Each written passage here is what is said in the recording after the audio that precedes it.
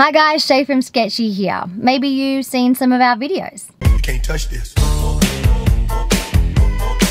can't touch this. In this video, I'm going to run you through how to make your own content, how to start your own vlog. Maybe you're a beginner starting out, or perhaps you just want to take your content to the next level. Toto? I have a feeling we're not in Kansas anymore. Toto? Where the heck is Toto? Now, we're not in Kansas anymore. We are in the wild, wild west of online content. So where on earth do you begin? I'm going to kick things off by letting you know a little bit about my story, which hopefully you might be able to take something from in like how we actually got started.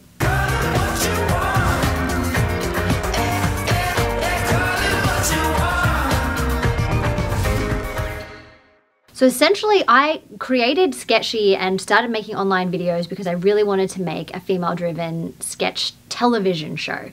So on the weekends, we would film things and just like call on favors and we shot this little kind of pilot that was all these sketches put together. And then I tried to shop it around and try and get some interest and get some meetings to see if we could turn this into a television show. Turns out, that was really difficult to do. Actually, somebody gave us the advice. They're like, look, if you want to make a show, why don't you go online, try and build an audience that way? That's what we did. We went online and we're very fortunate that within the first couple of months of being online, we kind of created this format that you've probably seen a million times now, but at that time it was really quite brand new and genuinely like a very fresh kind of idea that I had, which was to do this lip syncing in the car. He was a famous trumpet man from out Chicago way. We will rock you. Hit me, baby, one more time. How we knew that that had really hit was when we got the call from this lady. Here to perform a very special live version of their viral video, Mime Through Time. Please welcome Shae, Lana, and Madison.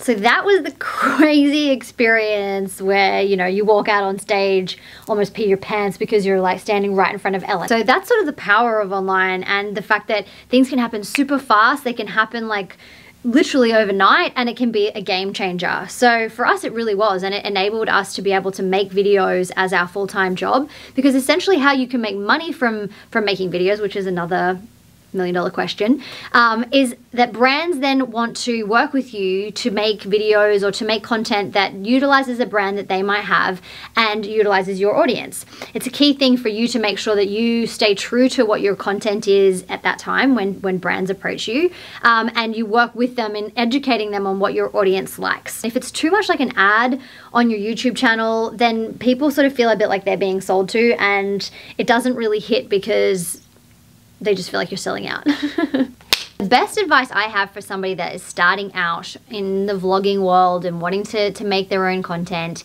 is just to do it. I know that sounds obvious, but don't think too much about it. Don't try and make it perfect, because I'm telling you, some of our first videos were far from perfect.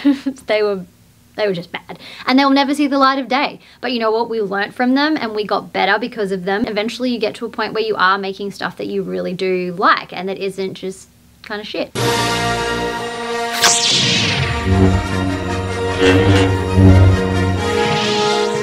So just like Rey or Luke Skywalker use the Force or a lightsaber as their tools, you as a vlogger are going to need your own set. So we're talking the camera you use, lighting, and sound.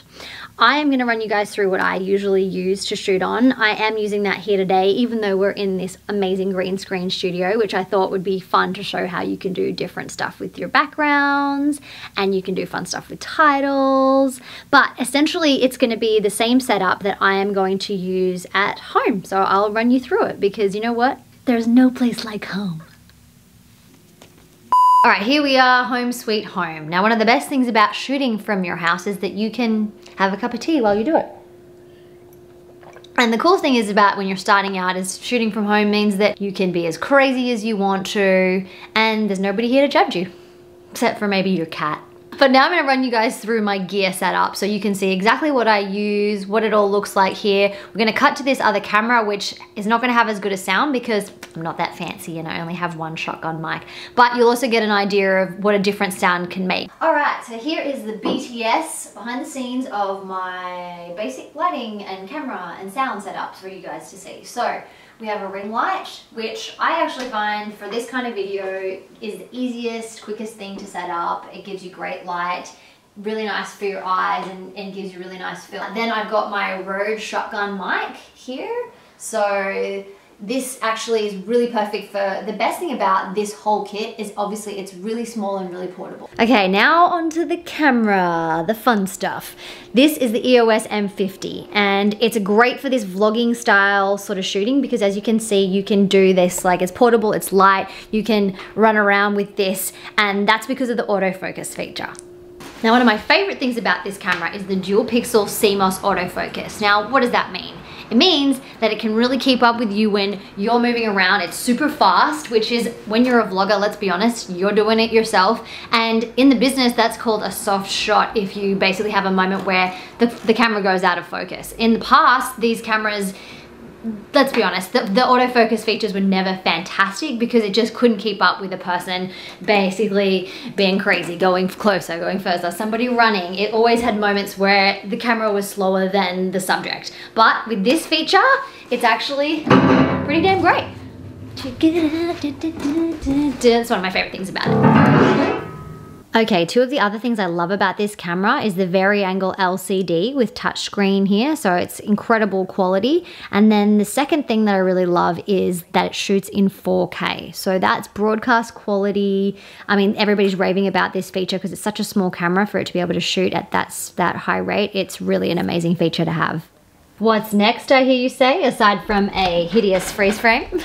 That would be editing. So what I generally use to edit is Premiere Pro, Adobe Premiere Pro, and that's kind of like an industry standard. A lot of professional editors will have that same software. So you might do a pass on something or edit your own video but want like that professional touch, they'll have that same project file, which is also really handy.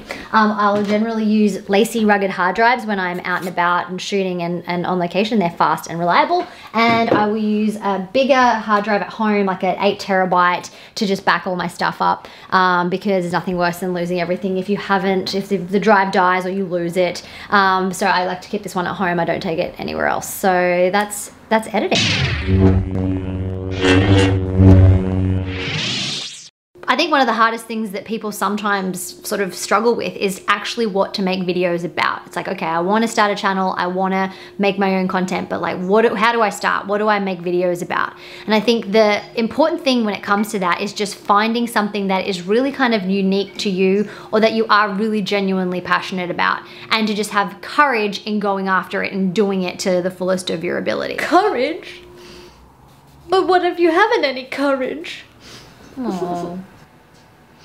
Well, you know what? Why don't you do hair tutorials? Because that is one hell of a mane, and it looks like you take pretty good care of it.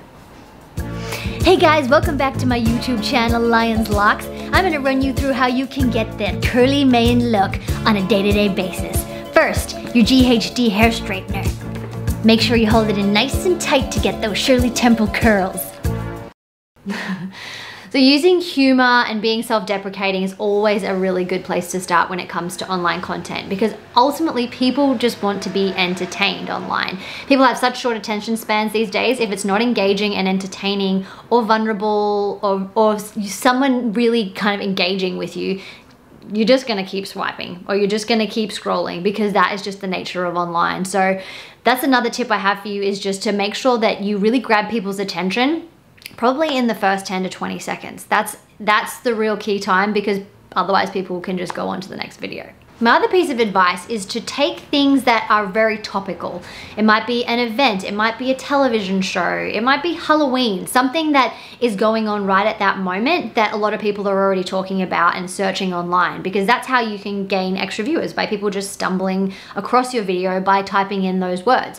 Recently we did a Handmaid's Tale parody video where we did exactly that. So for example, you might be like, Coachella is coming up. Everybody's gonna be talking about that. So you might do a Coachella video. Hey guys, today I'm going to be giving you a tutorial on how you can get this fierce look for Coachella this year.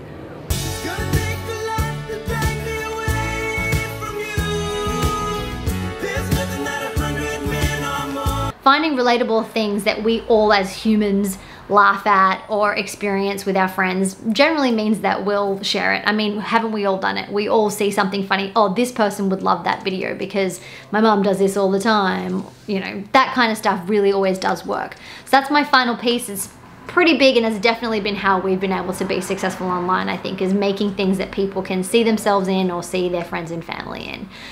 So there you go, guys. I hope you enjoyed this video and you learned a thing or two. And you know what? If you like the lion vlogs, maybe I'll just get that going. No, probably not. Anyway, thanks guys. See ya. If you liked this video, be sure to give it a thumbs up and subscribe to Lion's Locks for more videos like this.